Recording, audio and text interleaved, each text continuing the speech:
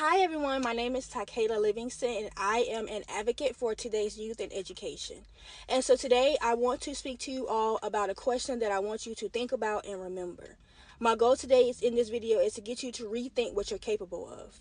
So the question I want you to think about is, how old do you have to be to change the world? It's a simple yet powerful question that needs to be asked. Is there a certain age when the world gives you the key and say you're ready to do what you want to do or be what you want to be? See, when I was a little girl, I used to think that I had to grow up, get a degree, and make a difference.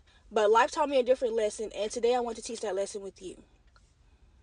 The truth is, there is no age limit on making a difference. You can make a difference right now whenever you want to be. You don't have to be older or more wiser or more experienced to make a difference.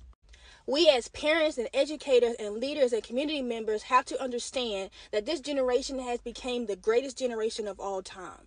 They are the first generation to have access to every perspective, every resource, to every information that they really want to know. They don't have to wait or go to a different people or anything for them to get this information. They are more creative. They are more innovative. They are more expressive. They want to be heard. They want to be seen. They want to be, like, their voices to be heard. They want to have a voice. But this is why we have influencers. This is why we have young adults that want to have their own schedule and not work a 9 to 5. We have students that are more engaged in their phones instead of engaged into their education. We have young people just being, rebellious. They just don't want to listen. And it hurts my heart because the first thing that we do is come up with discipline. We have to discipline them. And then the second thing we do is create more strict policies and that fuels the situation rather than solve it. And so I'm here today to let you know and say, why are we the only ones that has the right to make decisions for the ones that it really impact, which is the young people?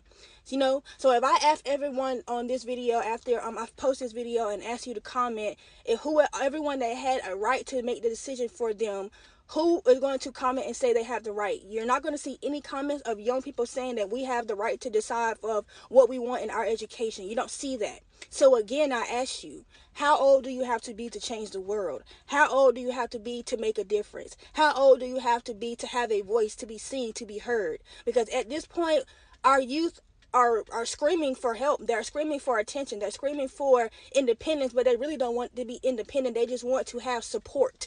They want to be supported. So let's support our youth and tap into the potential that they have that they never knew they had.